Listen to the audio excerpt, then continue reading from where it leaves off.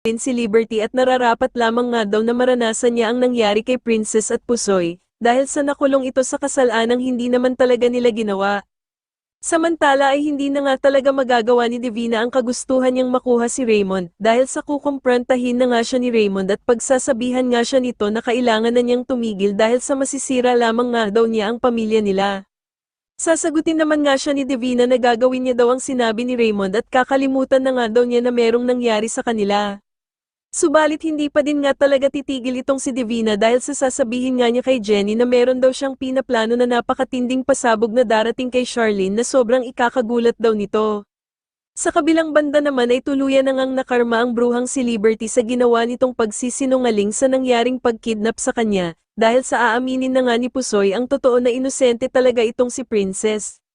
Kaya naman ay masaya ngang magbubunyi ang lahat ng kakosa ni Princess sa loob ng kulungan lalong-lalo na nga si Banet.